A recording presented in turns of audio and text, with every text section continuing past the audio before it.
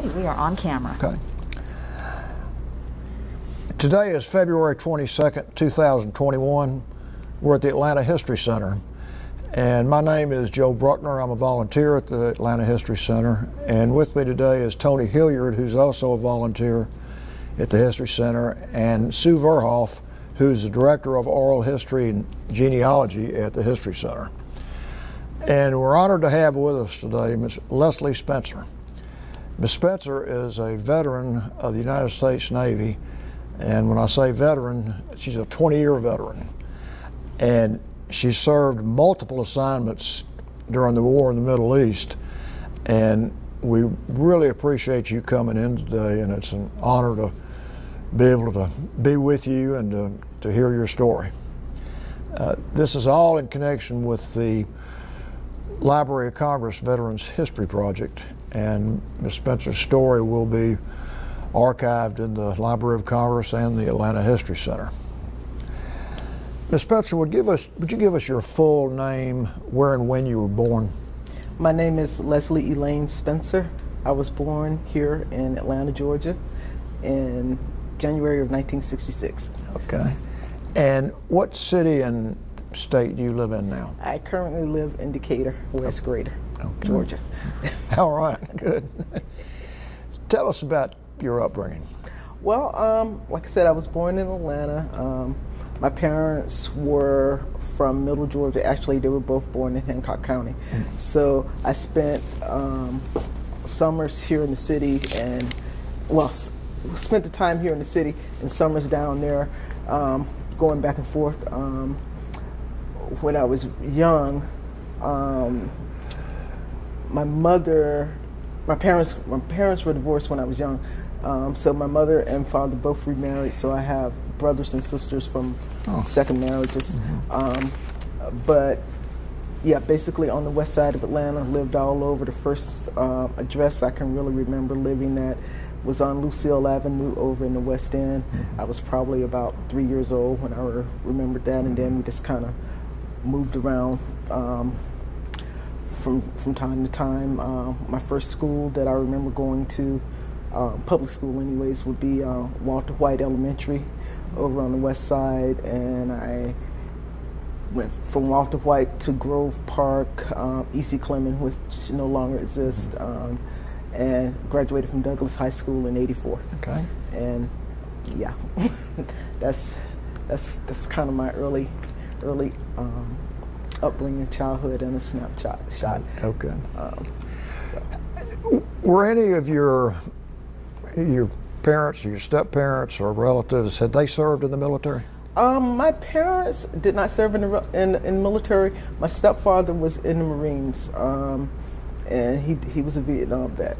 Okay. And I really didn't find out a whole lot about what he did until a few years ago. I was looking at some old pictures and kind of found his service discharge papers, and starting to put together a picture that, because I also do genealogy now and tracing family histories out and stuff like that.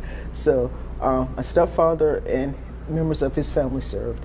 They have what looks to be a pretty lengthy history.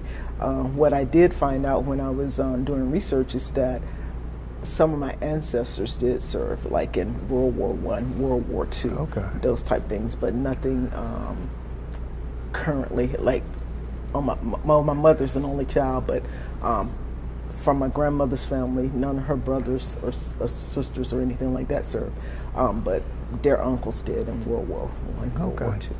Did you ever have an opportunity to talk to any of those relatives about what they did? Unfortunately not. Yeah, no. By the time I really got interested in knowing more, my grandmother was already in her 80s, and I just, she didn't, just told me that, hey, you know, that she had an uncle that was in the military, but I wasn't really locked in on it the way I am now. Yeah, and that's normal, I think, at that age. What gave you the incentive to join the military? Well, That's a funny story. So it really wasn't too much of an incentive. So like I said, I graduated high school in '84. I knew I was going to college, but I didn't have direction, you could say. It was more of a social event, just the next progressive step type thing. So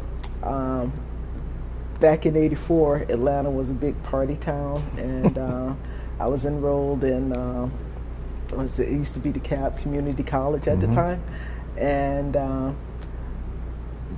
because of my social activities, I guess you could say, I was failing a 11 o'clock tennis class on Tuesdays because I was out late on Monday night. So one night, or actually one Sunday morning, I was coming to visit my brother, my mom and my brother, because they lived on Glenwood, and I was living out in College Park. So I caught the train, got off at the Decatur station, was going to catch the bus, but it pulled out a little bit, as buses normally do when you're getting out of the train station. So being that it was a Sunday, I probably had like an hour or so to wait, and it was a little chilly, and lo and behold, a Navy recruiter was in his office and offered me coffee. And I basically took him up on his offer. Little did I know, and why I said little did I know, because later in my career I became a Navy recruiter myself. But little did I know, he saw me coming hook, line, and sinker. So I was African-American female with a high school diploma and no kind of arrest record. So, and I scored pretty high on his practice ASVAB. So looking back in retrospect, he was like, yes. Had you on the hook, right? Yeah. So basically, the way I say, it was either, good luck. I was in the wrong place at the wrong time, or the right place at the right time. Yeah. So a combination of the two. But that's basically how it happened. I wasn't.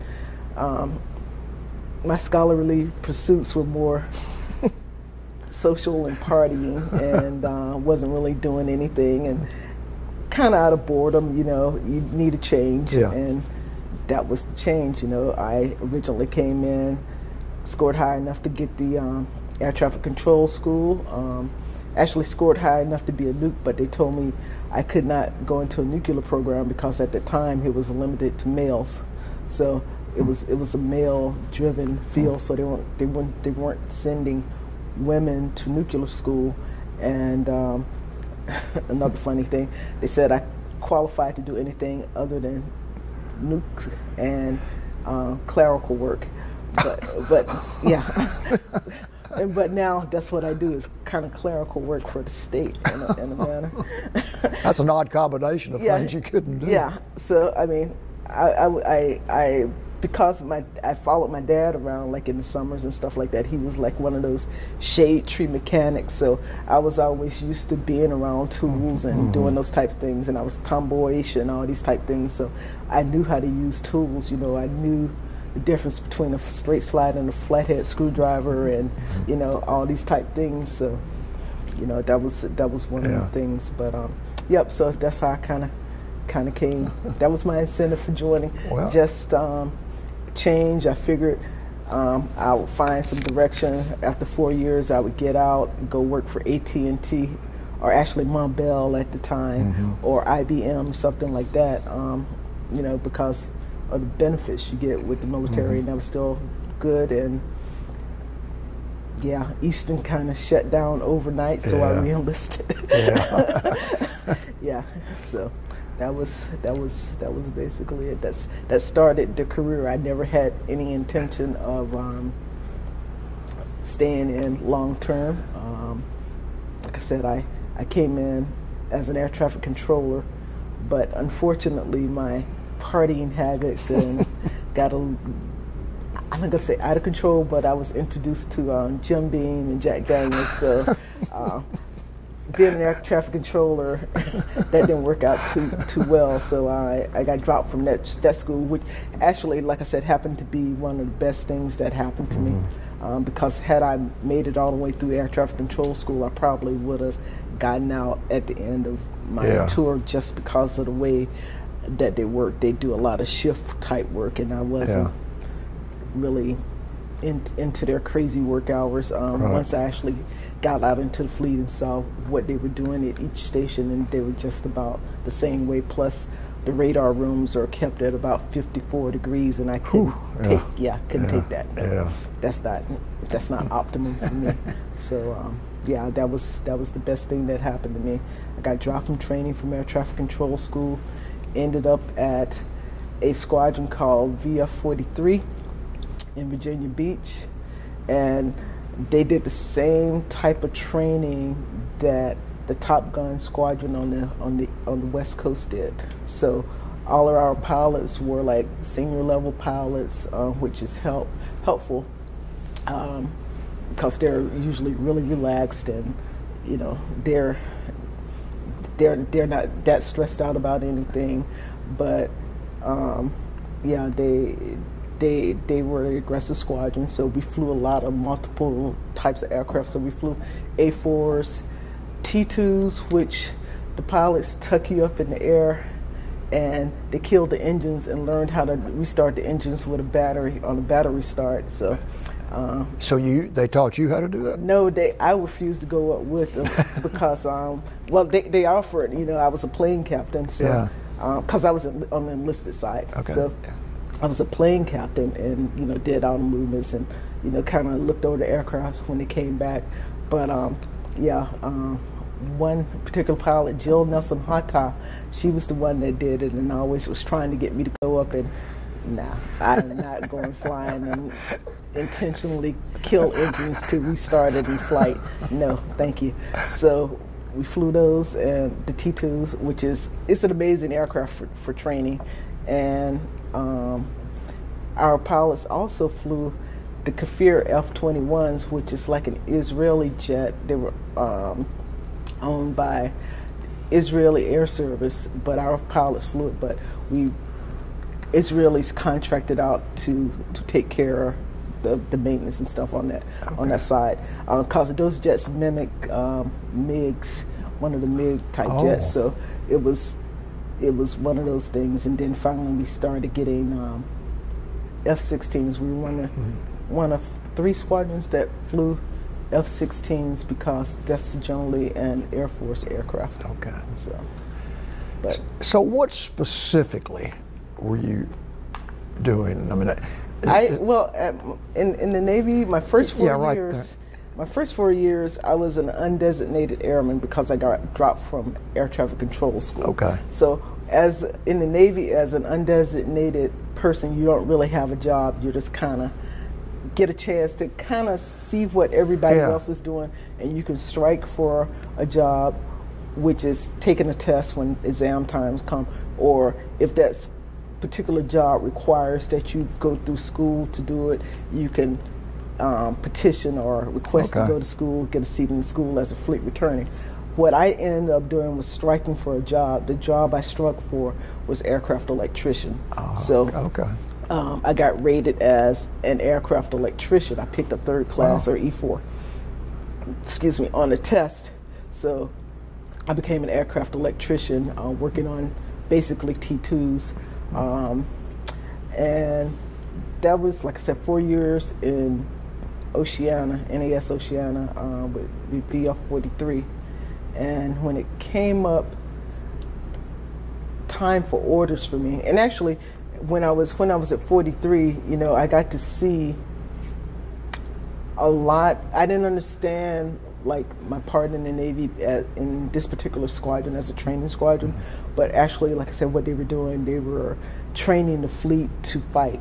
So they were doing dog fights and stuff like that in these aircraft that simulated the same type of maneuverability that MiG jets had.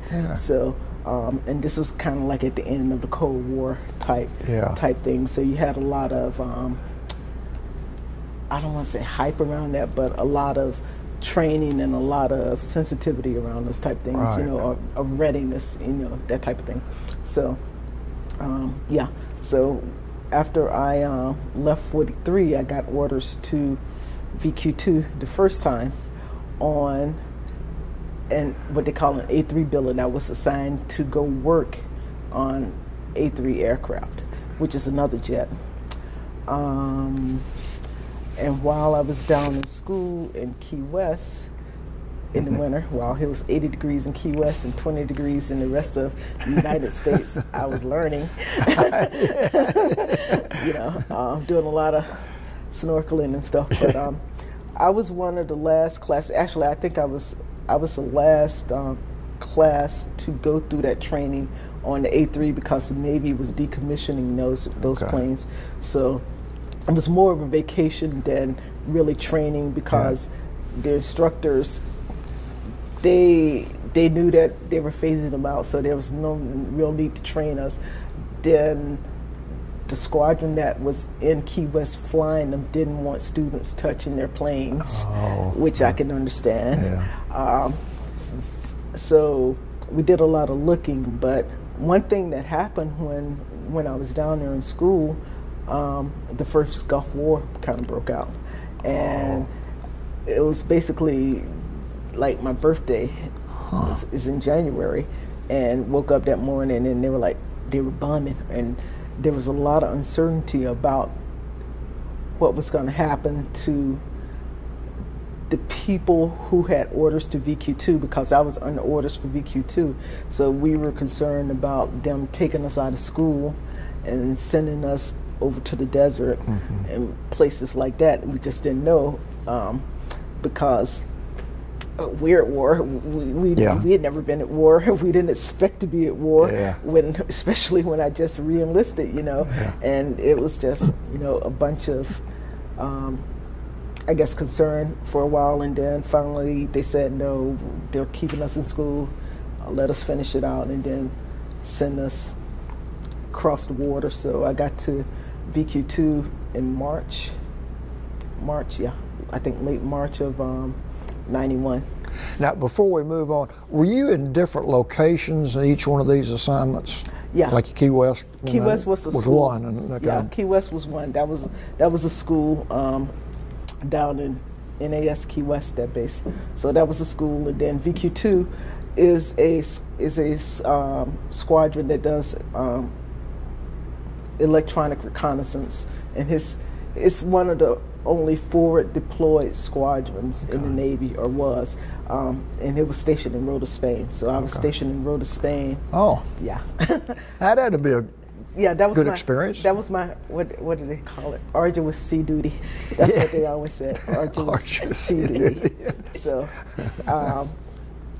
so I was stationed in Rota, Spain. I got to Rota, Spain, eyes wide open. It was just like a totally new world. And we deployed all over the world. We kept the permanent detachment site in Souda Bay, Crete. They moved from Athens down to Souda Bay, Crete. I want to say the same year that I got there, or either in late '90. So I never got a chance to really go to Athens, but excuse me, I went to Crete. And the thing is, when you're on detachment, unlike being on a boat, you're not pulling in for 3 days and then, out to sea. You actually get to live and mingle among people and those types of things. So practically everywhere we went in with that squadron deployed to with VQ2, you lived pretty much among the locals. Because Souda Bay, Crete at the time when we started deploying there, their base couldn't accommodate us. The base was only like 3/4 of a mile long.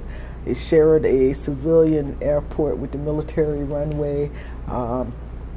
There was no billeting for women. It was strictly a male orders type thing. So, and I think it was an unaccompanied tour, which means that you can't bring your dependents. Yeah. So people that were getting stationed in Souda Bay, Crete, they couldn't bring their dependents, and women couldn't take orders there.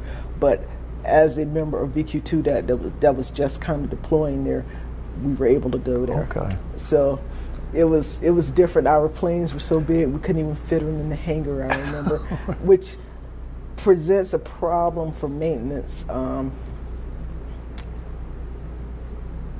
Because we had a light that we had to change, and I need to back up. So I said I came to VQ2 on A3 orders.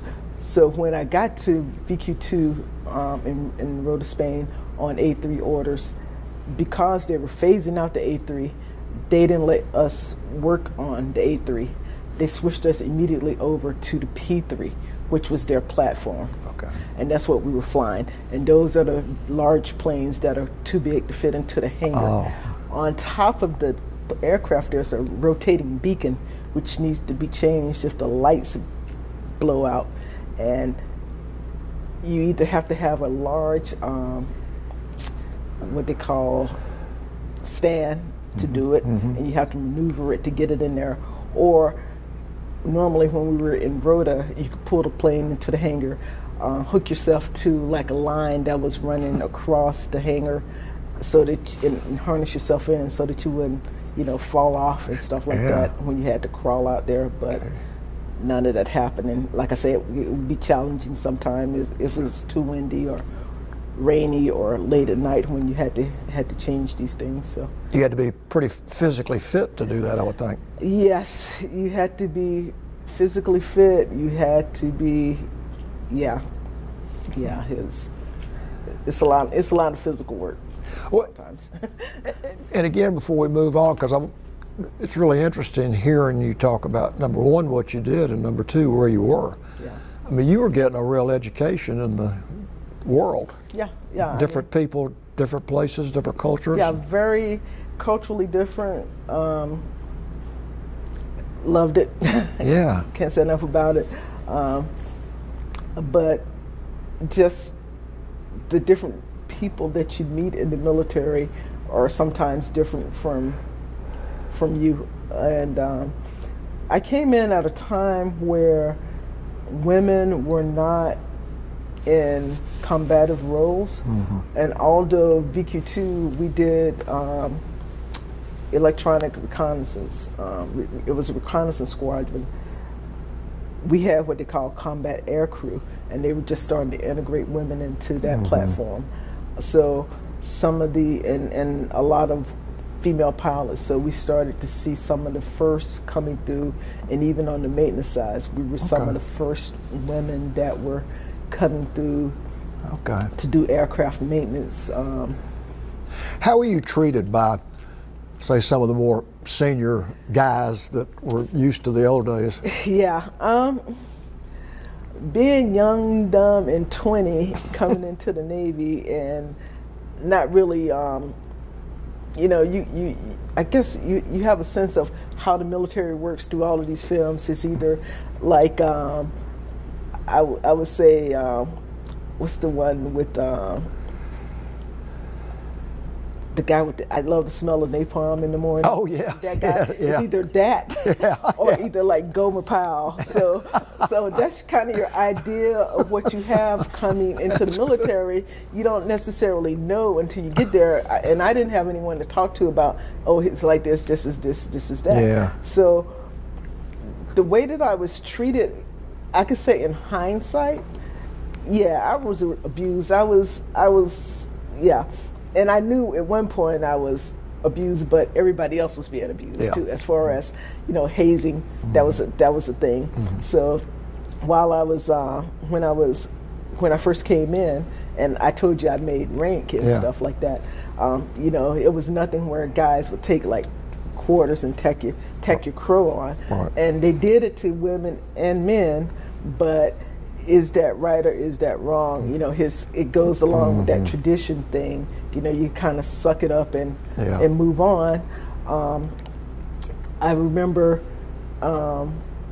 when I first got to my AE shop, and when I made rate, and they put me in the shop, then the guys kind of, you know, jumped me and put me in a stand-up locker, and I figured out how to get out of there. And I was working for this guy named Robert Anderson. He was the shop chief, and he was a pretty cool guy. You know, he was let you handle your own business. He didn't baby you or anything like that. And I remember him saying, "You're going to get them back."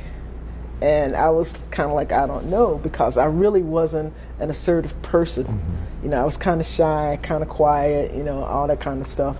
And he looked at me and said, "No, you are going to get them back." He's like, "I'm not asking you, I'm telling you." So I proceeded to get all of the guys back that locked me in, and they stopped messing with me, which was good, which I was accepted. And you know, it was more of a pull your weight thing. Right. But I did see other women that kind of came to the shop. They tried to make them or put them in a position where they just did like the paperwork. Yeah. You know, because most of the guys didn't like doing the paperwork. In fact, I didn't like doing the paperwork. But, you know, there was somebody willing to do the paperwork, and it was mostly some of the women that were coming in, and they were perfectly happy to kind of sit in the shop and not go out and do certain things.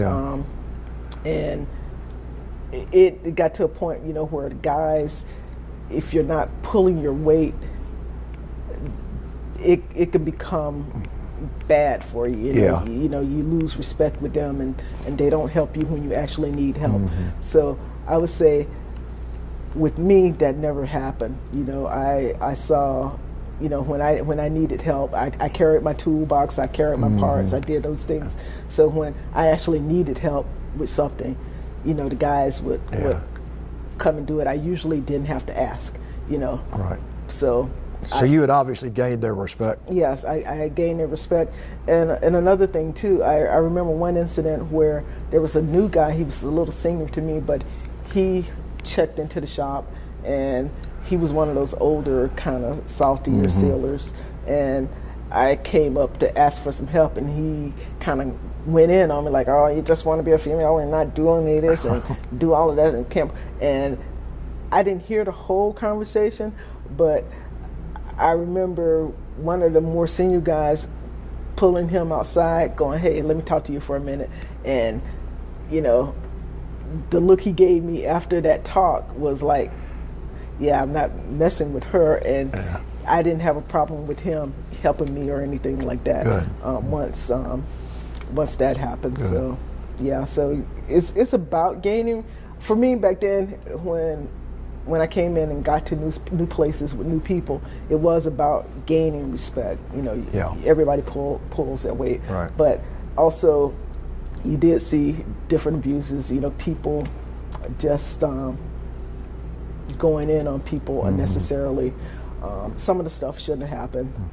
I was probably as guilty as some of the people with, you know, hazing or, you know, actually, you know, I'm not going to say encouraging it, but didn't do anything to stop it just because of the culture, and that was what kind of, you know, happened. And there probably wasn't much you could do about it, was there? Yeah, and I don't even know if there was or wasn't. I mean, it's just, it was just one of those days, oh yeah, you know, this is nothing, I've seen worse, or you know, this is not bad, you know, type thing, you know, but it goes, you know, hindsight isn't right or wrong. Everybody should be able to go to work and not be messed with. Yeah. But, you know, it was what it was. Yeah, it happens. And, you know, I don't know, some people survive it, others don't fare as well, you know, unfortunately. But there were things that happened around the hazing culture. You know, when I got to VQ2, and I've seen some of the women flyers when they were air crewmen, women air crew. When they were getting their wings, they always had like a ceremony of drinking your wings, so to speak. And they put all kinds of stuff into, and you drank it, but they did it for everybody. But sometimes you think about the stuff that they're putting into the women's cup to drink, and some of the things that you've seen the guys drink, you know, totally different. You know, so you go, ugh, you know, but everybody went through it because it was the tradition. You earn your wings, you earn your warfare pin, you go out to celebrate, and you knew there was going to be some type of nasty stuff in your beer, or you're going to have to guzzle 3 liters of beer or something like that. You know, so it was just one of those things. So and you know, if you're a non-drinker, or you know, you don't want to do that, then it does cross that line Right. that you're being forced to do it because Right. of peer pressure and things of that nature. So. Well, it sounded like you handled it about as well as anybody could handle it. Yeah, my thing in retrospect, I mean, I had a good time. There was stuff that happened that probably should not have happened on my side and on the other side. You know, like I said, I've tacked on a couple of people's crows. I've never put like quarters in my fist because number one, my fist isn't that big and I can't grip it, but I never wanted to hurt anybody. Just kind of like a good pop and congratulations, you know, that's kind of my thing. But okay, now you're in Crete. Is there anything prior to you being in Crete you want to talk about, your experiences and what you were doing? Crete was it was a deployment site. So what I was actually still stationed in Spain, and what we would do, instead of like I said, people on the boat, they pull into port for 2 or 3 days. We did actually deploy it down there. So anywhere from 3 months to 6 months. One of the guys in the shop, he stayed down there, looked like 9 months or so because he kept extending, you know. But there was always, like, per diem was always nice. So there was a lot of good per diem. But yeah, it was just being there. You get to form relationships with people. You get to see a lot of different things. I remember one of the first times deploying to Crete was right around, I think it was in the, like I said, I deployed there in 90, I think that was my first deployment in 91, like September of 91. And I want to say Bill Clinton was president during that time. But I remember there were protests. I took a picture of, you know, there was a sign that said, you know, Clinton F off. Not really F, but yes, F off. And I took a picture of it and I was pointing at it and I sent it back to my mom. I wish I could find it. I remember seeing that. So I was there during that time. I was also there during the time when they marched on the base November 17th. I think that was like in 99 during my second tour to the squadron. But that got kind of scary, where you had basically, I would say I think they said something like 60,000 people descend on a very small island in protest of NATO, where, you know, they had to fly in Marines to kind of protect the base and get the CBs to line up their stuff at the front gate and all these different types of things. And it actually made CNN, and I remember that we were watching it on CNN as it happened. Like we would hear the air cannon going off outside, and then like a few seconds later, we're hear the air cannon on CNN. And the way that the barracks were set up, they gotten barracks built by the time I got back for my second tour. It was kind of U-shaped, but it was really close to the fence line. And people were throwing stuff over the fence, and it was hitting the doors. And one of my room was on the outside, so the way that it was built, we had like a concrete barrier there instead of like the railing banister type thing. It was kind of concrete. And what we were doing, we would open our doors, and they would see the doors open, and they would throw stuff. So we got down and just kind of crawled out until we got to like the end, and then we went like in the U-shaped part, and we were barbecuing and stuff and watching it on CNN, and just like, yeah, whatever, you know. But that was pretty interesting and entertaining at first. You know, it was a little scary at first when they started descending on the base, because we really didn't know what was going on. Because I had been there during that November time frame at least a couple of times, and nothing like that had ever happened until it happened in 99. So like my first few tours there, my first tour there from 91 to 95, I had been deployed to Crete. And I had been down there during November because that was one of my favorite times to kind of go down in the wintertime.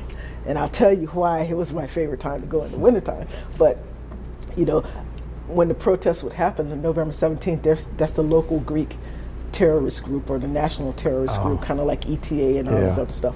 But they would just tell us, don't go to the public market because they held demonstrations there, and don't get into any kind of political stuff with anybody because, you know, you represent the U.S. and you don't want any kind of international incident happening. And we were good with that, you know. If they had to close the gates on the base, depending on what our flight schedule was, we would either stay out in town partying all night and then come back when the base opened back up in the morning, or some people elected to stay on base and not get caught out there, you know, which was probably the smarter thing to do, but hey, you're in Crete. And, that's right. Why be smart? Yeah, the drachma is very, very good rate, and the beers are big and cold. And the thing is also too, with going down there and deploying in the manner that we did, we knew people that were down there, so it wasn't like we had Greek friends. It wasn't like you're just kind of out there. You know, you're not out there with like random people or anything. There was always Hotel Elena was the hotel that we contracted out, and the guy that owned the hotel had like 2 or 3 hotels, and it was more like a family atmosphere. So we knew if we were over at his hotel, he wasn't going to let anything happen to us, because at one point when there were protests and things like that, we first got there in '91, we rode around like in a bulletproof bus, and people were taking pop shots at us. But Johnny, he hired a couple of guys, local guys, you know, gave them a couple of Uzis or whatever they had, and had them in the hotel, you know, to protect us, you know, because he was making money from us, and you know, he didn't want anything happening in his hotel or anything, which wasn't necessarily the best thing, because once again, sailors and alcohol, and hey, let me see your gun, and the Greek guys give you a gun, you know. Not necessarily the best mix, but you know, no one got hurt and things were fine, and yeah, we really didn't have a whole lot of incidents or anything like that you know, that I can remember, other than knock it off, you guys are getting too loud, we're trying to sleep type stuff. So you know, he kept us safe while we were down there in his hotel, and kind of kept it low key because his place was located in a neighborhood. So it wasn't like out on the strip or anything like that. So it was in a residential neighborhood. So we didn't really get crazy or anything. But yeah, so those types of things happened.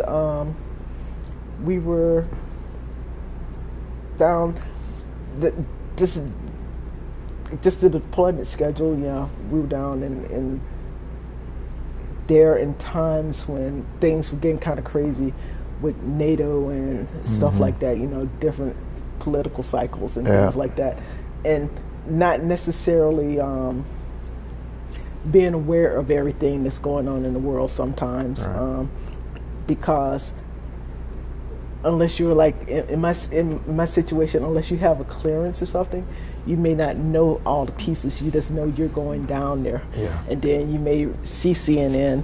And for a lot of people, because cable wasn't like it's set up now, unless you were on base somewhere where you could watch cable, you didn't necessarily know what was going on unless you unless you were watching like the Spanish news or something.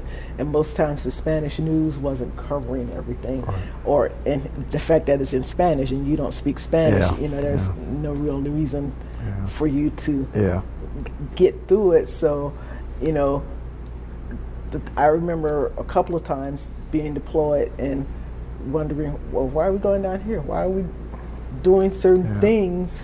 And then I watch CNN and go, oh, okay, now I understand. So you weren't getting briefings, you were just doing what you were told and then catch up on TV? You figure it out when you actually get a chance to sit down and watch the American news, because a lot of stuff back then, what we did, ended up on CNN, and even like the guys with the high security clearances, you know, we're watching CNN 15, 20 minutes after they give whatever information they give, and they're like, oh, that's fairly accurate. Yeah, they're really good. You know, they reported right and stuff like that. You know, and it's like, okay, so I need to watch CNN. And what I used to do when my mom, who is like any other, oh, what you doing over there? Why are you going over there? What's happening? I'm like, watch CNN, please. Just watch CNN. And then she gets scared and you know, what's going on? And which is a different story. So, but yeah. So I told you I'd tell you about why I like to deploy to Crete in the summer. Not the summer, but the winter months, because during the summertime, the young single guys like to go there because right around March, all of the Scandinavians come out of hibernating, and they're on the beaches from about March to November. So all the young guys are like, hey, I want to do the summer det. I want to do the summer det. And I'm like, fine, take the summer det. I'll take the winter dets, because you actually get to know people. Because the clubs and establishments, well, the tourist season is over with, so like the proprietors of the shops and things like that, you can actually talk to them. You can actually meet people and, you know, become family and get invited to dinner and stuff like that, which is kind of limited in the summer because they got hundreds of people that are coming in that they're serving, and they don't really get a chance to. They don't have time to talk to you or take you to this little small village where they do these types of things. So I was more than happy to let them have their summer debts, and I'll go in the wintertime and I'll meet people, and you know, even a couple of friends even like, here's my car, and they loaned us their cars and stuff like that. So we had the freedom to come and go without having to try to rent a car or taking the our van, you know, which we used to be able to take the van to go from where we were in Crete. Our closest town was Hanya, Souda Bay, but about 3 hours away there was the Air Force base, Electrician, and we used to go up there and make commissary runs up in the early '90s. So, you know, it was just. I mean, you got a lot more memories from having the winter months than you would the summer, because dealing with people that were living there and making friends with them and learning about their country. Summer was just crazy. I mean, and the thing is too, and I guess for me, because by that time I was a little older, so these are younger people doing younger people things, and I'm more into glass of wine, nice dinner, and just talk type stuff. So you get to do that, but I like spending summer in Rota in Spain because it was nice there, and that was tourist, and I live close to the beach, and you know, I rather enjoy my summer in Spain, and rather than working in, you know, one to go out or whatever in Crete. And like I said, the young guys, they could have it all they want. I'd rather be in Spain in the summer. You know, it was that's kind of the way I kind of ran my debt cycle when I had a choice. You know. Well, it sounded like you were well organized and knew what you wanted. I don't know about well organized, but I knew where to go and where not to go during what time of month. Well, that's important. Yeah.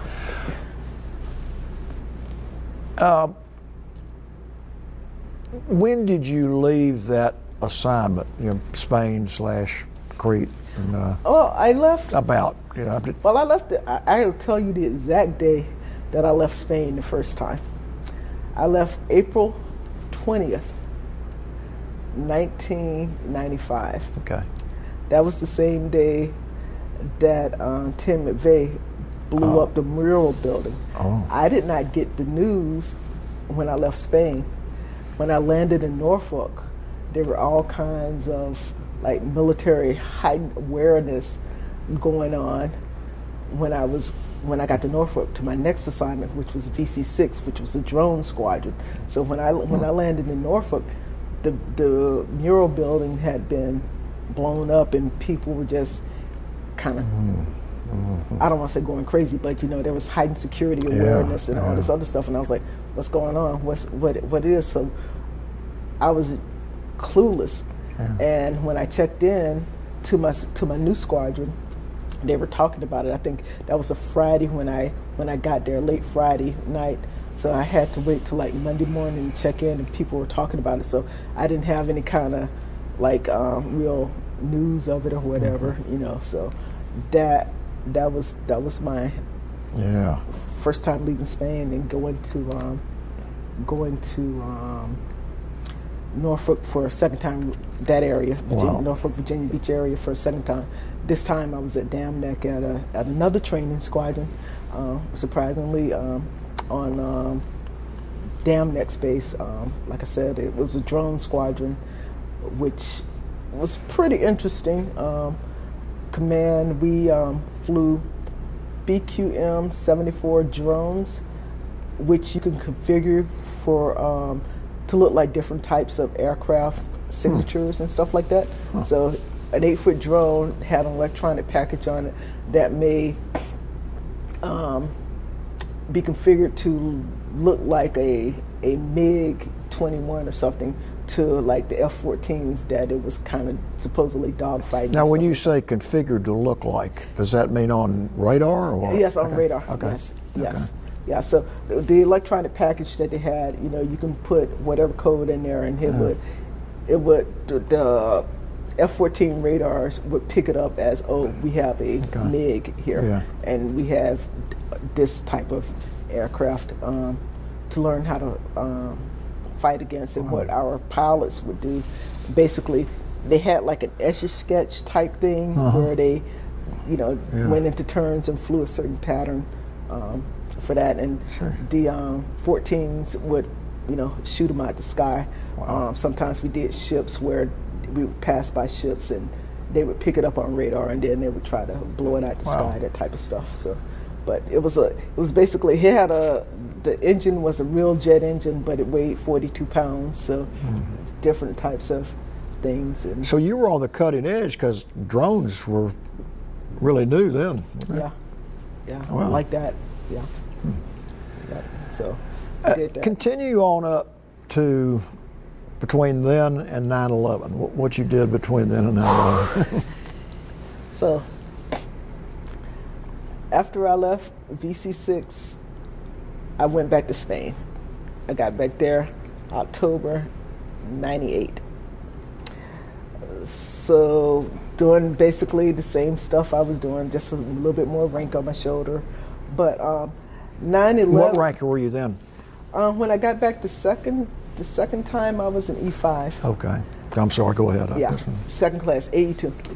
So it was an E5, a little bit more rank on my shoulder, a little bit more experience. So I would say some of the things that happened on the second tour, interesting enough. April Fool's Day, I want to say 2001, maybe 2000, a little bit before 9/11. Our sister squadron out of Whidbey Island, their P3 made an unscheduled landing on a Chinese island. On a Chinese island? Yes, the VQ1's plane. It what they call thumping. A Chinese aircraft came up too close to it, and that was the one that went down in China. They made an emergency landing in China. So, being that it was April Fool's Day, and our sister squadron, our N2, our intel commander, he was down on deployment with us. Because once again, I was in Souda Bay, Crete when this happened.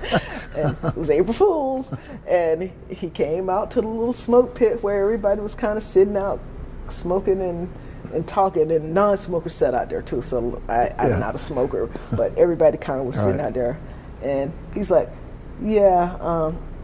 VQ1 just lost an aircraft. It just went down. And we're like, yeah, sir, right, Commander, you're joking, ha, ha, ha, ha, ha. And he was like, no, I'm serious. And then we started getting the calls, and then we scrambled to figure out a plan for our aircraft because they didn't have, I guess, contingencies to get rid of information in that kind of condition. Yeah. So what we did, we ran out in town, got sandbags, and bought bags and packed it with sand and put them on our aircraft until they can get shredders and stuff down there, so we could sync information. And interesting. If something were to happen like that, so we did that kind of stuff. So that was an event that stood out there, and the 9/11 happened. Basically, I remember that afternoon. I actually have a dental reminder for life in my mouth from that. So 9/11, that afternoon, I had a dental appointment scheduled, and I'm sitting in the dental office waiting to be seen, and they have the little TV up, and it's running stuff. And I remember, the newscaster saying something about, oh, we think a small plane has hit, one of the towers of the World Trade Center. And I'm watching the bylines as she's kind of talking, because they had the little ticker tape thing running past. And they were saying, oh, they're talking about, trying to figure out what happened, kind of talking about. And then something comes across that it says, we have a report of a plane out of Boston Logan that may have been hijacked. And then I'm like, I start paying a little bit more attention. And then just as the newscasters are starting to talk about this plane that may have been hijacked out of Boston, the second plane comes in, and I'm like, holy crap. And I basically go to the receptionist that's in the dental clinic, because she can't see the TV, and they're behind the desk just doing whatever they do, waiting for, me to be ready, or the doctor or the dentist or whoever to call me in. And I'm like, hey, we are under attack. I need to get my filling done, because I know I'm not going to be around here for very long. And what happened, they went on and got me in. So as all these things are unfolding, everybody in dental is kind of running around looking and reporting, and they got the radios on and they're listening, what's going on. So I get my teeth filled, and the dental thing hits kind of rough because he didn't do everything, and I was just like, no, that's fine, I'm good to go. So, but that happened. I went back to work. I went to work, and everybody was scrambling, of course, because we didn't know what was really going on, and had to figure out where everybody was. So everybody in my shop, I had to get a head count on them. I had one guy that was unaccounted for. He was actually back in Norfolk doing swim quals. He was one of my aircrew guys. And I finally got a hold to him, but he was having problems finding a place to stay. So I was going to have one of my friends in Norfolk go get him from the base and pick him up, because everything was grounded, and he didn't have a place or anything like that, and he didn't know anybody, and he was like an E3, maybe E4, and he was scared and nervous. So at the end, he called me. He said, hey, they got me in a room at the barracks on base, and this is the number. And I was like, okay, cool. So you're safe. So we got everybody together, got a head count to our OOD, which is like the officer of the day, who reported back to the skipper, who pushed it on up. Everybody is where they should be, and all our people are accounted for, type thing. And less than, I would say, I was probably back at the squadron maybe 4 hours after that, bags packed. And where were you now physically? Physically in Rota, Spain. You were still in Spain, okay. I was in Rota, Spain that day. 4 hours later, 4 hours later, I was back to the squadron. And 6 hours after that, I was in Crete again. And what we did with that, we did not have an aircraft, an active aircraft that we could put in the air because they were all out for modification or doing other stuff. But we had one plane that was somewhere else in the world that they basically called it off of what it was doing and flew it back across the water. So he came from wherever it was in the world. There were air crews flying from Jacksonville and Washington State to meet it, and it was just basically gas and go. Whoever gets to it first is the crew that's flying it. And that's what they did, and within 24 hours we had that plane in Crete, and we started running operations to try to find who was going on. Wow. One of the things about the P3, it does electronic surveillance, communication, and signal reconnaissance. So we had linguists on, Arabic linguists, worked with a lot of those, worked with a lot of Hebrew linguists. So we had those guys on. We had crews basically meeting us, but we got it together, and that's kind of where we started picking up information and doing stuff. And getting it back, and we were down there for a while because it was so calm in the world up until 9/11 that we had closed down that detachment. We weren't even working out of there anymore. There was nothing really going on in the world that needed our type of expertise. But they had found a way to use our assets to do other stuff. So kind of repurposing what we kind of did because we did it well to do some other stuff in the world, but nothing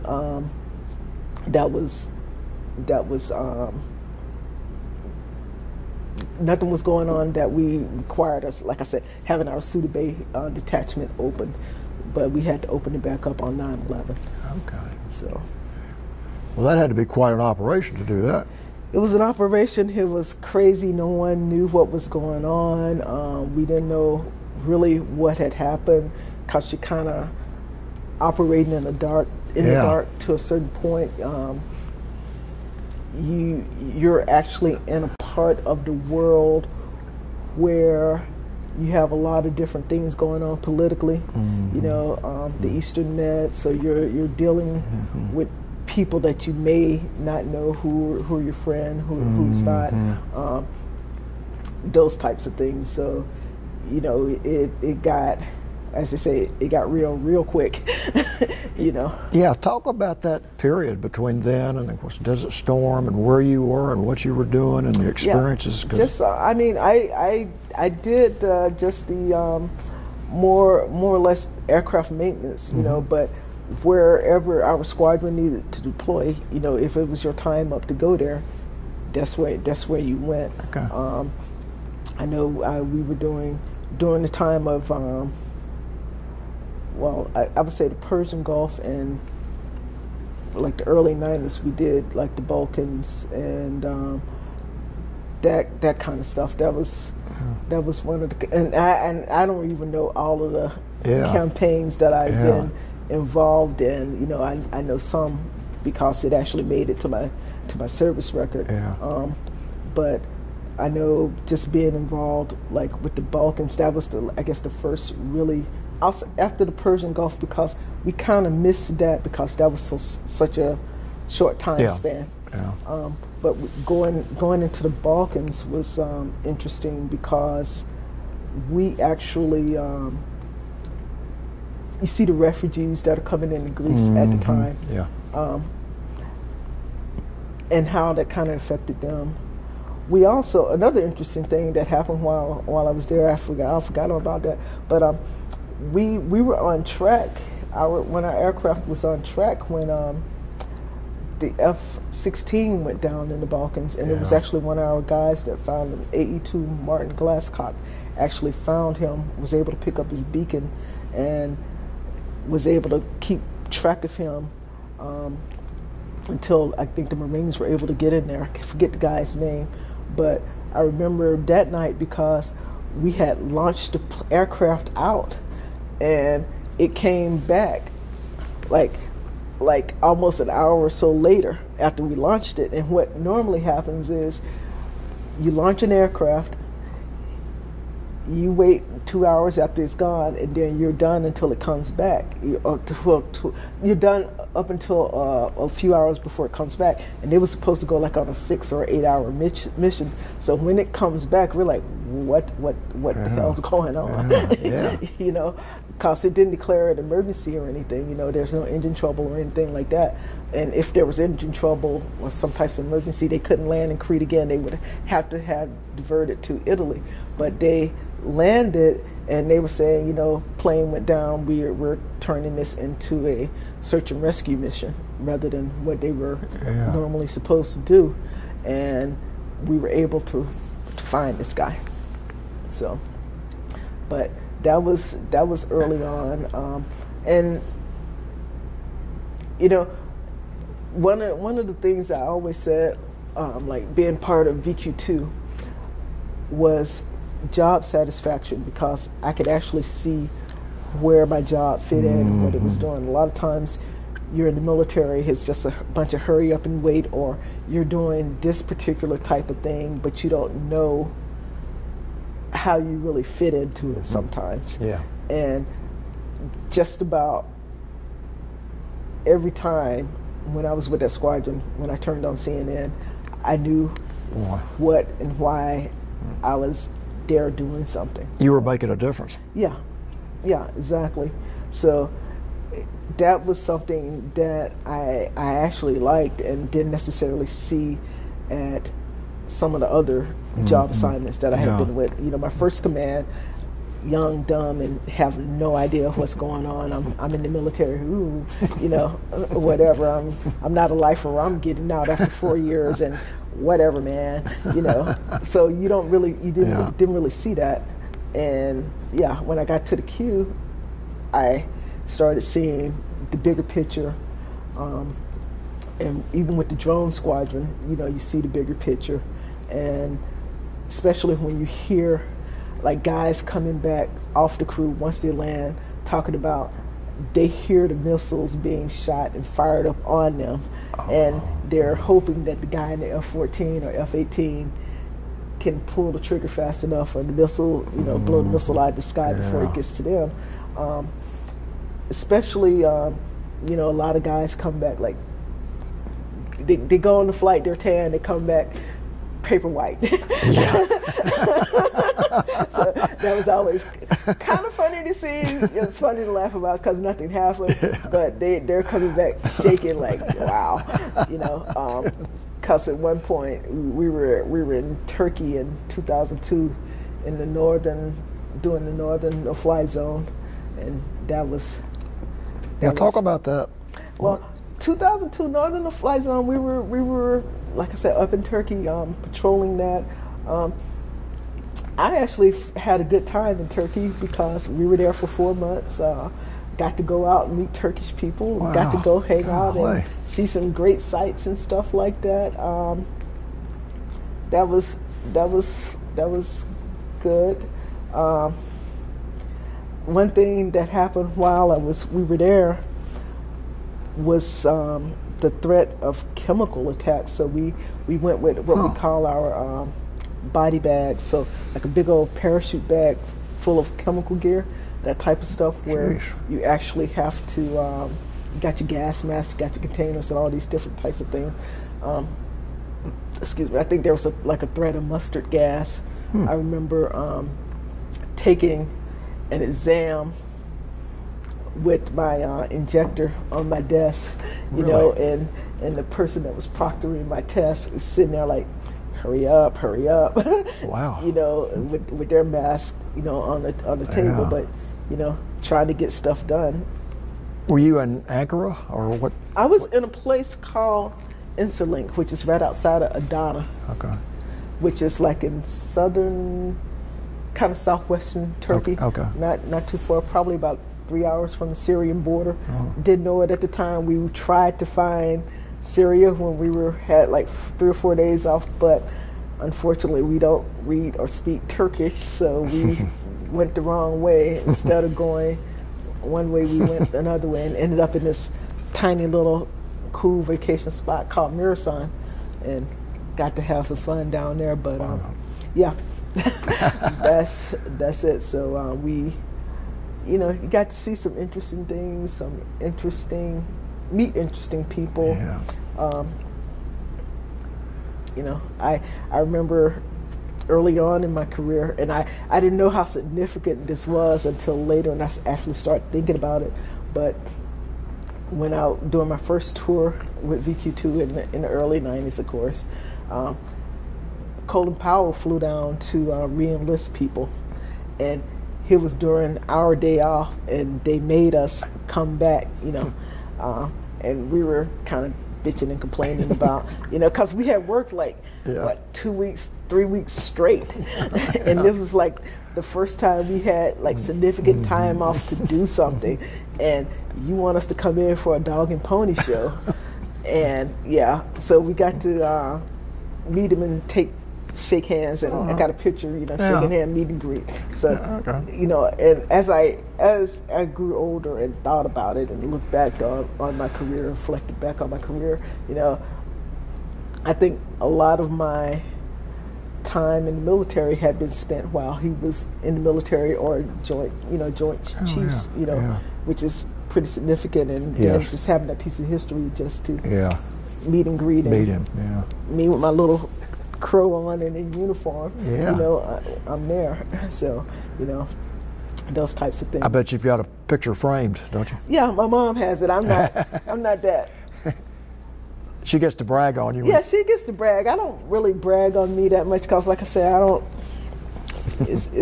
I had too much fun, and you know, that kind of thing. So, but that's it. Back on camera. Okay, we're back on the record now. So. You've been talking about 9/11 and Turkey and some of the other experiences. Why don't you continue with some of the other experiences you'd like to share with us, because it's fascinating to us, and it'll be fascinating to anybody that watches this. Okay. So, like I said, with 9/11, it was. I do remember there are a couple of things that I do remember that happened. When it happened, I remember before we left Spain, people were calling in. No one can get like calls out or anything like that. So what I had to do, because I know my mom would be worried, you know, because that's what she does. And at that time we were using what they call the DSN lines, which were like special lines that you can call back to the United States free of cost. You have to call into a military base, and they transfer you out into the civilian world of whatever city or you know, wherever you call into. Most people were calling in Norfolk on the East Coast or San Diego on the West Coast. But the lines were so jam-packed with, I guess, you couldn't get out or get phone calls out. So what I did, I called a girlfriend of mine, a Spanish girlfriend of mine, and had her call the United States using the Spanish lines, and she was able to get through and tell my mom and my family that, you know, I was safe, don't worry, call them later, whatever. You know, because although 9/11 happened in New York, all they hear is military under attack. You're in it some way. And there were so many unknowns, they had no idea. Exactly. And so I remember doing that prior to that. And even like the Spanish people that I came in contact with in general, they didn't realize what was going on until people who were on base at that time started telling them, because this happened like at 3 o'clock in the afternoon, which is like siesta time. So they're either asleep or doing something or whatever. Their shops and things are closed for the most part. They're not normally watching news because it only came on. It came on like at 6 o'clock and later at night and stuff like that. So they didn't have any information as to what was going on. And one thing about Rota that, you know, although it's in Spain, it's not like Madrid or Sevilla. It's not a metropolis full of all of this and all of that. Yeah. It's a little country town. It's a quiet, kind of sleepy little country town with wine vineyards. It's the sherry capital of the world, so a lot of wine yards and a lot of country, a lot of agricultural stuff. Yeah. So I wouldn't say the people are not interested, but they didn't take a whole lot of interest in some of the stuff that was going on outside of their world, so to speak. So that was an interesting thing, that they didn't really know what was going on until people from the base started kind of coming out and telling them, and then the base actually, it went to a higher threat level, so things were getting closed down, and all of these different types of things were happening as far as like with security, who could come on and off base. They started moving, I want to say they started moving like the big old this big old cement things, barriers, in front of the base, in front of the gates, and kind of limiting or stocking up more on personnel like Spanish Marines and things like that at the gate, which for Rota, Americans didn't guard the gate. It's a Spanish base, and they had control over all of that stuff. So you saw some joint cooperation there when things started to happen. Also, with 9/11, like I said, it was just a lot of confusion about what was going on, and what was going to happen, and who's doing what. We also, once we got to Greece, things are definitely different, because even in a normal situation, the political environment in Greece wasn't quite as stable or American friendly as it was in Spain. So although we had fun down there, and you never really knew which way they were sliding, because there were always demonstrations, and there was always a desire for the Greeks at large to get out of NATO and the NATO presence there on the base and stuff like that. So you definitely, there was definitely a lot of what happens if type contingencies going on, but none of that came to fruition for us, at least. So those were good things, but it was just a little crazy during that time, and you really just didn't know what was happening next. There was talk of us leaving Greece and going somewhere else in the world, like an extended deployment, but to parts unknown. As you're picking up information, and information is starting to kind of come together and get solidified, and you can actually say concretely, these are the people responsible, and this is what we're going to do. It's like, what's going on? And things are getting kind of real. So those are just some of the things that I remember with 9/11. But even during that time, it wasn't all bad or gloom and doom, because we did have people who were sympathetic toward us and helpful, and expressed remorse for what happened. That we don't necessarily like the U.S. and what it does, but what happened there is off limits, that type of thing. That's a human tragedy there. Yeah, exactly. It's not, innocent people shouldn't be involved in these types of things.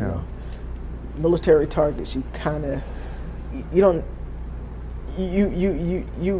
would expect a military target and things of that nature, but you don't expect something like that.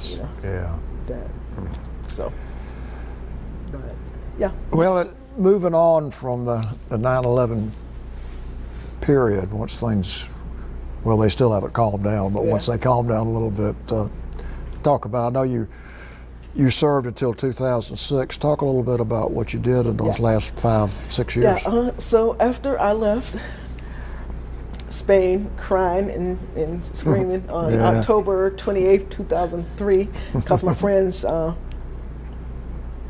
made fun of me. After they packed out my house, I was sitting on my little stoop in front of my house, kind of, you know, lips all poked out and everything. So I literally waited till the last minute to do my move out and everything. I was not trying to go. In fact, I was even thinking about having a friend take out a warrant on me, a denuncia, so I could stay. I mean, I really, some crazy things go through your mind. Yeah. I did not want to leave.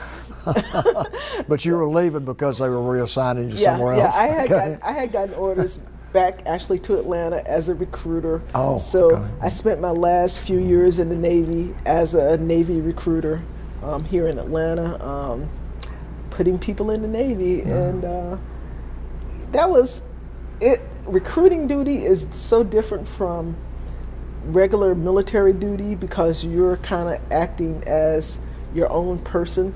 So although I'm in the office with maybe 3 or 4 people, we're not together. We're not necessarily, we're working together as a team, but we really aren't, because you know, if I see a person and you and I see a person that's eligible to join the military at the same time, I'm going to try to get that person. I'm not trying to help you get that person because that means I'm going to have to work more type thing. So it was kind of like a competition or kind of cutthroat environment, because you are responsible for putting one person into the military once a month, and if your office or station or zone that you're in don't make their quota, because everybody has a quota to meet, then you have to work extra to get people in. Although I may have put my one person in for the month, I have to help everybody else get somebody else in. You know, and a lot of times what happens is recruiters have like 2 or 3 people that are kind of a little shaky, that they know if they talk to them the next month, that's going to be the guy I'm going to put in next month, so they line them up. But the zone supervisors or the station recruiter in charge may say, hey, put this person in, you know, because he's looking at covering his own butt and making his quotas and doing the things he needs to do. And so you're sacrificing your person. Now I'm going to have to go and find somebody else, you know, which, you know, it just, it's a little crazy. So recruiting is different, but it opened up a lot for me, especially coming back here to the Metro Atlanta area. And I saw a lot of things. So I like to try to help people, and I know working up in Gwinnett County, which is where they had me for the first 6 months, was so much different from working in Southwest Atlanta. And the needs were so much different. And just listening to the stories that kids tell you, you know, up in some of the more affluent areas, the things that they're coming into the military for is that adventure to prove to my family that I can, you know, I want to be my own person. My family has this tradition, so those were like the main issues that I saw with those kids, and not necessarily those were their needs. And in Southwest Atlanta, the kids that I ran into down there had more, you know, life social needs. You know, they needed the job, they needed the skill, they needed money, they needed this, that, or the other. Kind of sort of the way I was when I first came in, although I didn't necessarily express it as a need for income. When I first joined the military, coming from you know, lower income environment, I needed money. So, you know, that was one of the things, job skill, you know, get a job, you know, when I get out, yada, yada, yada. Those kinds of needs were still there. So I had fun, or I had type of job satisfaction that comes with being able to help somebody and meet those needs for the kids, even the ones up in Gwinnett that wanted to be, wanted the adventure, and the ones on Southwest that needed it for benefits and whatnot. And I actually check up on a couple of my people that I knew that were still in that were enlisted. So I have like 3 guys that were able to, actually made it a career of the ones that I can remember that I put in. So that's still pretty good. Have you kept up with many of your fellow sailors? Navy personnel? Yep. Through Facebook, social media. Good. Actually, I have about a handful of friends that have been friends for 20 years or so, the ones that I met in Spain. Good. That we do actually get together, either physically or prior to COVID, those types of things. So. Well, that's pretty special, isn't it, that to still have those friends? Yeah. You could talk and laugh, and talk about some of the vacationing and running of the bulls in Spain. Oh, did you go to that? Oh, most definitely. Every Easter in our little part of the world. I didn't go to the big one in Pamplona, but locally in a place called Arcos de la Frontera, they had it, and Vieiras, they had it. Wow. So I always did it because, hey, they encourage you to get involved in the culture, and I can't be, a spectator and. So did you actually run with the bull? Oh, yeah. What? Hell yeah. Man, I'm impressed. Yeah, I ran. And I almost got nailed a couple of times. God. I run. Yeah, that had to be a charge. It's funny because, I have pictures, and I ran, and it used to be a big thing when I was there doing my first tour. We would go up to this camping site, this lake that's a little bit away from Arcos, and camp out the night there, and then like a big group of us from the squadron, we camp out, and there was some antics going on there, jumping and walking on fire and all this kind of stuff. Once again, sailors and alcohol and no supervision shouldn't happen. Bad mix. But but we used to go down, as a group, and we would run and take part and do all these type things that they told us not to do, that we did anyways, and we had fun. We had fun doing that. So we had a lot of things they told us not to do because you're coming into another culture. And they tell you can't do this, that, and the other. And we're like, watch us. That's like a dare. Yeah, we can't get caught doing that. I mean, even like the little spring fairs that we have, feria, turn into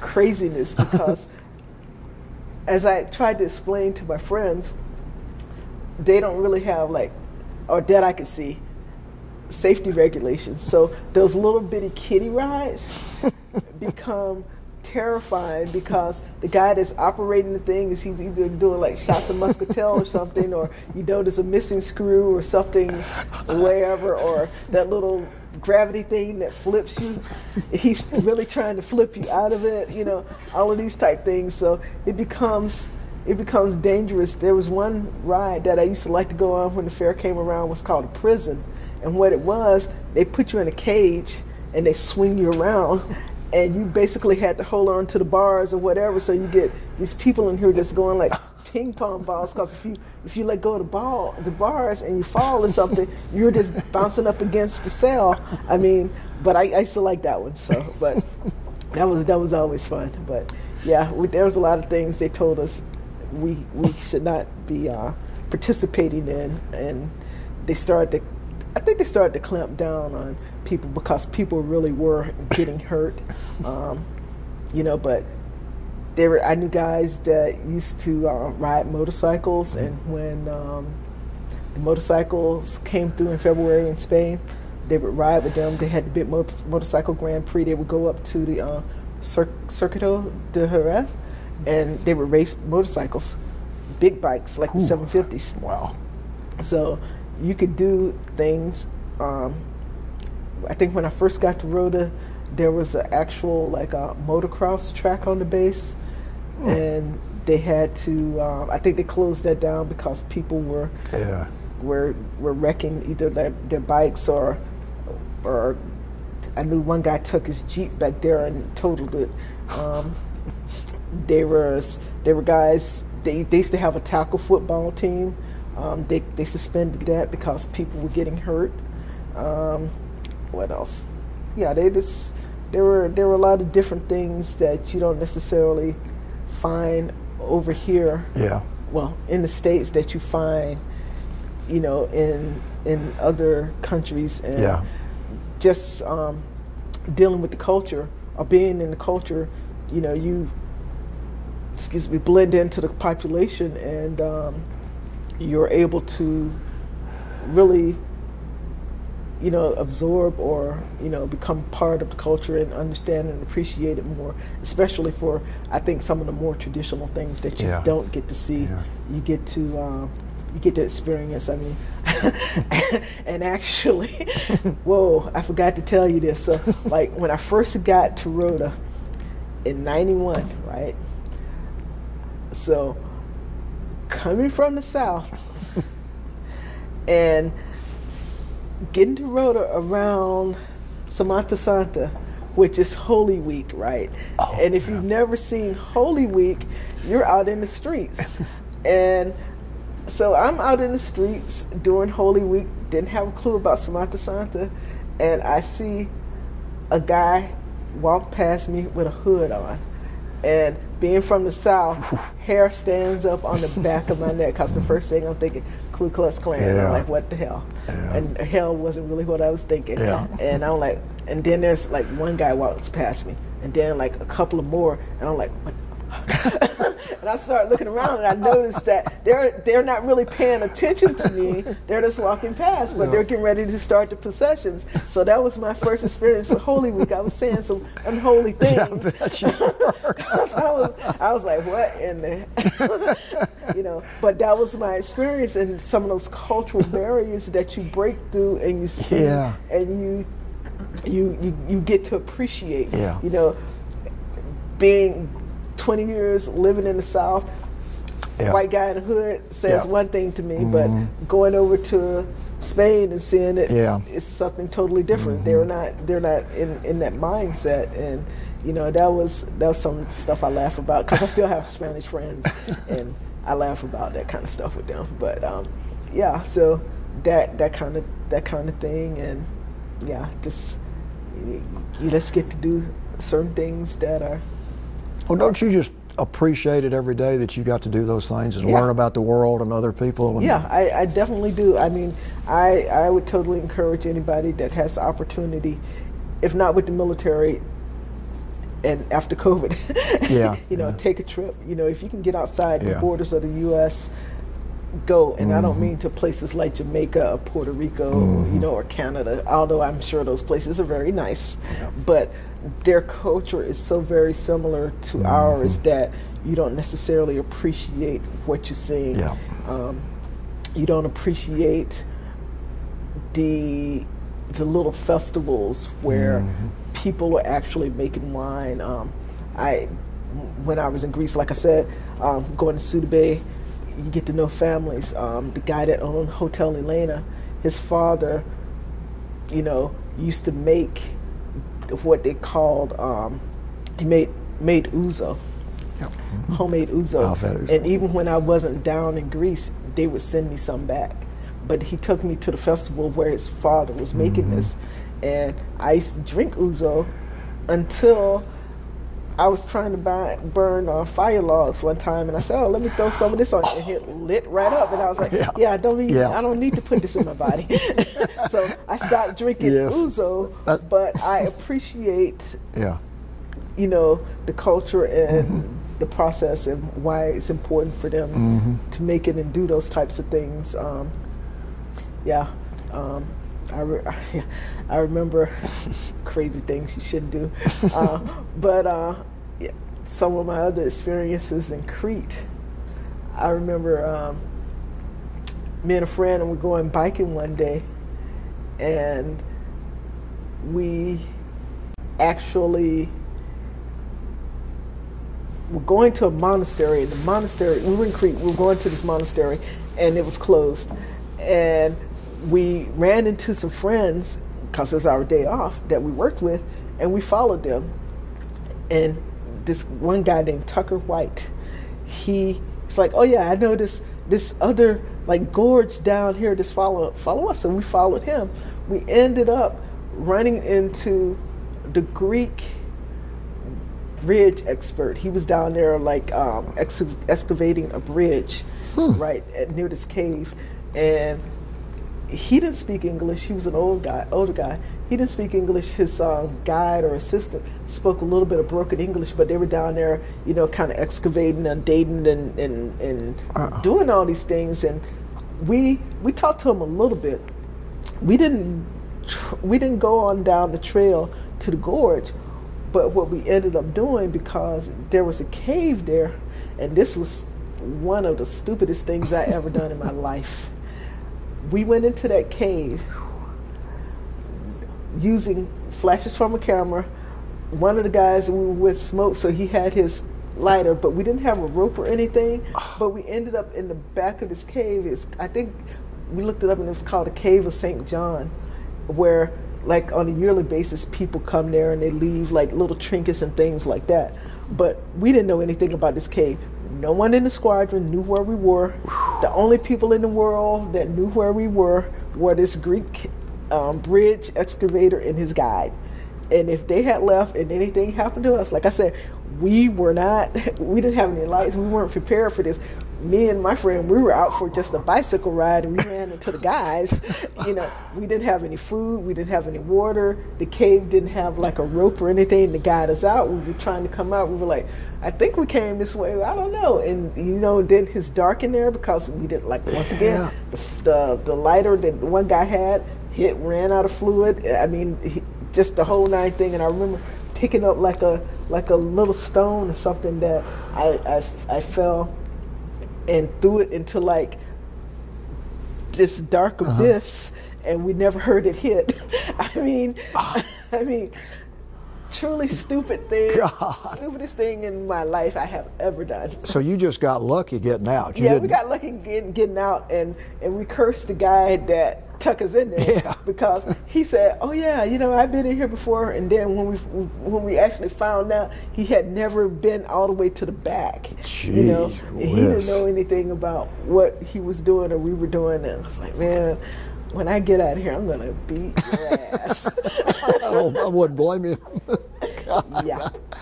Well, let me ask you this. Why did you get out of the service after 20 years? Well, it was time for me to retire. I did my training, and it was time for me to retire, and yeah, so that's what I did. I retired, so that was it. Well, talk a little bit about what you've done since you retired from the military. Outside of going slightly crazy, I worked for the Air Force. I worked a couple of jobs because once I got out of the military, I wasn't really sure what I wanted to do. I kind of didn't want the working on aircraft anymore, just the manual labor of it. As a 40-year-old, you know, there were aspects that I liked and there were aspects that I didn't like, you know. So I was just trying to figure out what I wanted to do. So I got out I retired in 2006. I actually took a year off, sort of. I think the first job I got once I retired was in retail. So I went to, and I purposely wanted to work in retail just because to kind of socialize myself with getting back and dealing with civilian people. And someone had said once, you know, if you can work in retail, you can work anywhere. And I had worked in retail prior to coming into the military. I worked for Macy's in their gift wrapping department. So I went back into retail, worked for about a year in retail. Then that was right around, 2008 when things started shutting down and you know, the recession or, you know, the bottom kind of dropped out of things. So I think, did I work? I can't remember. I don't think I worked after that because they closed down that particular store that I was working in, and I didn't want to drive up to Gwinnett County. So I think just because I was retired, I didn't have to necessarily worry about money, anything. I had enough to cover my bills. So I started to go back to school, finished my first degree in aviation. It's called professional aeronautics, which is basically a management degree. Got hired on in 2009 at Robins Air Force Base, working for the Air Force, which I did not like that at all. That was 3 years that was just like pure hell.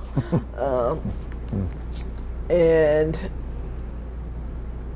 worked there for 3 years, you know, kind of recouped some of the stuff that I lost financially, and decided that I'm not going to, that I wanted to do something different, you know. I started school again, so I enrolled at Georgia State, got a degree in history, got my a BA in history, and then I got an MHP in history, historic preservation. Wow. And or heritage preservation rather, and started working in the state preservation office in 2013. And after I finished up my master's, I took the plunge into their PhD program at Georgia State. So that's what I'm doing now. Wow. I'm halfway there. Congratulations. Well, thank you. So that's what I've been doing, more academically and work-wise. Working in history, it's, you know, well, getting degrees in history, I can work in history, and I volunteered at certain institutions that. And that's obviously something you love. Yeah. Well, I got into it too because I was genealogy. I was learning about my family in the Middle Georgia, Hancock area, and all these other things, and just doing that type of research, and combined with the stuff that I was learning in school, you know, that's a rich area of history, and, you know, done a couple of projects, and done a lot of late nights when I probably should have been reading more than going through census records and things of that nature. But yeah, I like history, and I like being able to help people and kind of showing them, you know. And what I do now, I kind of use it in my classroom and show them how to find primary sources and documents, and how they fit into this, that, and other, and how they can use them, you know. Well, you've obviously got people skills, so that's, you use those dealing with them, I'm sure. Yeah, try to. Sometimes I have people skills. Sometimes I don't want people today at all skills. So, but yeah, that, and people and dog skills. Dogs. Oh, yeah. So, but that's about it. Yeah. So I want to stop for a second and see if Tony or Sue have any questions or anything you want to say, or. I think I'm good. So you're teaching as part of your PhD program? Yes, ma'am. Okay. Yes, I'm teaching as part of my PhD program. As part of my PhD program and my proposed dissertation, I am, like I said, I'm proposing to do an oral history project, and it deals with military vets, and it deals with actually these cross-cultural transferences. So, like I was saying, some of the things that you see outside of the United States and get involved in, as opposed to the stuff you see in there. I'm looking at talking to vets about that, especially when it comes to the LGBT vets, and actually being able to live a more complete or full life under the guise of like transnational or cross-cultural experiences. So outside of the borders of the United States. One thing I noticed, you know, was how people are paired. So people that you would not maybe necessarily come into contact with in the United States or dating in the United States, you are able to, or you meet different people under different circumstances, and be it that there's a limited amount of people to date, or that you've never had the experience or come in contact with someone, that you end up with people that you may not date or see, and how your attitudes change. Originally, when I conceived the idea, I was just going to talk to LGBT service members and kind of talk to them about how they survived the military, you know, and being gay. And it's kind of changed because I want to look at more of a holistic type person, so to speak, because I did notice, and I, full disclosure, I'm gay also. So I just sitting around talking with friends when, you know, you're out of the military and talking about, oh, how did you meet these people? Oh yeah, you know, I introduced them as my cousin, and or this person right here was this, that, or the other, and you know, we were able to get together and, you know, live, like, say for instance in Rota, they may have moved to a place like Chipiona, which is like 6 miles away, but you could live together and be out and stuff like that, and nobody would notice anything because it's nothing to see men in the street together, you know, walking arm in arm, or you know, your two kisses, greetings, and women that are close and they're straight, or maybe straight, I don't know, but nobody really thinks that much into it, you know. So I knew people that did that, and I knew couples that have been together 20, 30 years that, you know, one part of the couple was Spanish and the other one was military, and they moved to, like, one person married someone so that he could travel with his husband, and without being, you know, questioned, and get the benefits and those types of things. So those types of things were how I kind of conceived the project. But now I'm just going to open it up too, because also with that I noticed more people talk to their chaplains, or people who had like confidentiality agreements, your lawyers, your chaplains, your doctors, and some of them were willing to be advocates or allies, where they didn't turn people in because, you know, you get in trouble with that Article 15, you know, somebody's doing something wrong, you have to turn them in. But there were people that chose to say, hey, I don't care what you're doing in your private life, you know, I'm going to do whatever, and, you know, that way I can bring these people into the conversation of, you know, those types of things, and how just being overseas or being, you know, away from certain environments can change your opinions as you are exposed to things. Or was it Twain said, you know, travel undoes a lot of prejudice and bigotry that you may have.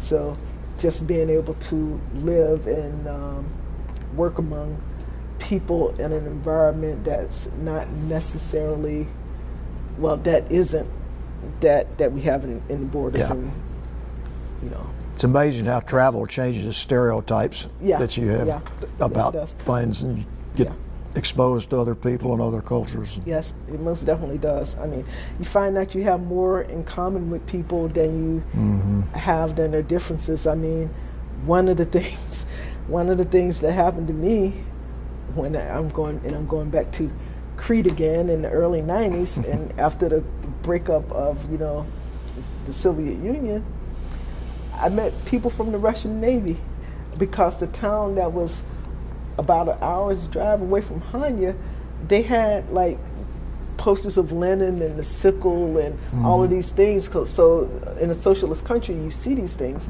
and I wasn't expecting to see it. And on one of our trips to Heraklion, our van broke down, and you know, all of this is here, and you're like, oh my God, you know, what are we going to do? Because you're hearing all the scary things about Russians going to do this and all this other stuff.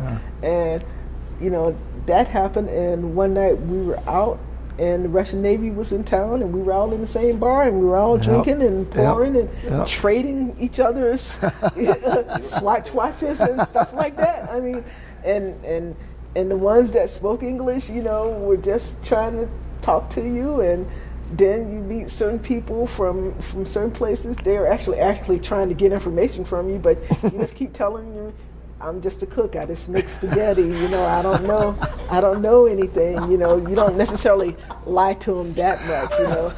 You know, because that was one of the things that they told us. You know, don't lie, but you don't have to tell them whatever. You know, so that's what I became. Yeah, I'm in the Navy. I'm just a cook. I cook spaghetti. Whenever they want me to come in and cook for them, that's what I do. You know, that was one of my standard things. You know, but you see that kind of stuff, and I don't know if they were just trying to get information from me because they were curious or they had alternative motives. But you know, still, you know, you're meeting people, you're talking with them, you're drinking, and you're just whatever. People are people. People are people. Yeah. A lot of them want a lot of the same things that we want. You know, which is mainly be able to raise your family, live peacefully, and make some money so you can enjoy it and go on vacation every now and then. That's right. Well, speaking of family, do you have any family members still here in Atlanta? Oh, yeah. All of my family's here. My brother lives in Henry County. I have a brother that lives in Newton County. My dad lives in Southwest Atlanta, not too far from Bellwood Quarry, and my mom lives in Decatur also. So good. Everybody's pretty much here, and that was one of the reasons that I actually took recruiting orders to Atlanta. Yeah, good. Because my parents were starting to get up in age, and you know, would have been retiring right around the same time that I was going to retire. So all of that stuff. Well, before we finish, I want to give you a chance to say anything you want to say, anything that you didn't say about your experiences, or any message you want to give to people that are going to see this, or just anything you want to say. Well, I would like to say, you say I'm very sociable and have people skills. So, what I would like to say, I'm actually really an introvert. I don't believe it. Yeah, I don't people a whole lot, but when I people well. I mean, I like spending time alone and being alone, and I'm perfectly alone with myself. But what I would like to say, like one of my Navy experiences, how they train recruiters, I didn't tell you guys about this, or at least how they trained my class. So recruiting classes in Pensacola, but what they did, they sent us out to the strip clubs, and they basically told us, you know, talk to the strippers, and if you can actually have an authentic conversation with strippers, you know, it wasn't really a big deal for me because I wasn't interested in, but with the guys, you know, usually they're in there on Tuesday at 2 o'clock in the afternoon, like 20s, and, you know, trying to make it rain and all this other stuff. But what they did, they sent us out into Pensacola, like, and we would talk to strippers, so it got recruiters in the mindset of being able to focus on what was being said and, you know, gathering information when people are talking to you rather than all these other things that are going on. But yeah, so Navy recruiting school was fun back then. I don't know how it is now. They encouraged probably stuff that their moms wouldn't be proud of, you know, or politically correct or whatever, but it worked. But yeah, I had a good time in the Navy. I mean, I hear a lot of people, you know, talk about the military, oh, it's not for me, it's this, that, and the other, but what they don't realize is just like, for the most part, it's just like any other job. You have to wear a uniform. Civilian life, you wear a uniform, whether you're in corporate America or flipping burgers at McDonald's, you're wearing a uniform. As long as you go in and do your work during that time that you're supposed to be there, your time off is your time off for the most part. You do have rules and regulations, but you have rules and regulations in society where don't break the law, don't do anything dumb, and it kind of applies, or at least to my experience in the military, don't break the law, don't do anything dumb, you know, but your time is your time. And I said it was one of the best things I've done, and definitely probably the most important or the best decision I made to actually stay in when I had actually no intention of re-enlisting, because now I actually, you know, I've been retired since I'm 40. I just turned 55, so I have a check coming in every month. I'm not worried about it. It takes care of my bills even during this time. I have medical care for what it's worth. Yeah. But it's there. Fortunately, I'm not a sickly type person or anything like that, so I don't necessarily have to use the services. I also have the benefits. You know, I was able to complete most of my first degree at very little cost, because I used tuition assistance for the most part to do that. But all the way from my second degree and my master's, it was all from the GI Bill, and now in the PhD program, they're paying me to go to school. Good. So there are things that are beneficial to coming into the military, but I think more than anything that was beneficial to me was getting, and not that I was around bad people or you know, anything like that, but just getting outside of Atlanta and the South and America, and being able to experience the different cultures and things, because just being stationed in Norfolk alone didn't necessarily do it. I met people from different walks of life and things like that, but in some ways they didn't necessarily have that kind of impact or change on me that being stationed outside of the United States and living actually out on the economy in Spain and making friends in Greece and having to kind of live out on the economy in Greece, and, you know, going to places like Turkey or Italy and these types of places that you can read about, or there's a very clear known kind of history that you can see unfolding, had on me. Although I didn't take the kind of cultural interest that I probably should have taken at the time, but I can, you know, reflect on what I've seen and some of the places that I've been and all these different types of things. So yeah, it was a good experience for me. There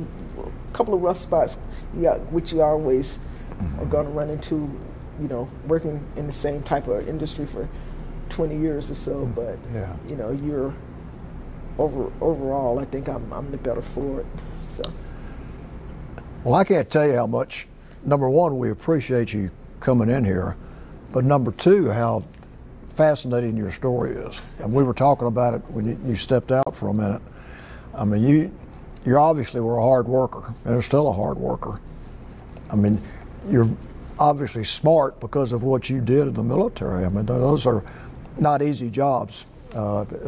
You've got technical skills. I mean, you knew how to work, and I say work the system in a good way, because you got full benefit out of the cultures and getting with civilians in these countries and learning about the world and learning about other people, which is, in a way, what life should be all about, because you understand people better than you would have if you just stayed here. And you served your country well for 20 years, and you were a big part of a lot of major activities. I mean, the reaction to 9/11, Turkey, and a number of other things you mentioned. I mean, I hope you know how much you've accomplished, and you should really be proud of that. And you're continuing to accomplish things. I mean, the way you describe what you're going to be doing now, I mean, you're going to be helping a lot of people, and that's got to make you feel good. And I still say you're a people person, and you got a lot of future ahead of you helping the people that you're going to be working with. So all I can say is thank you again for coming in here, and thank you for your service. Oh, thank you. It's my pleasure. Thank you. It's my pleasure. That was so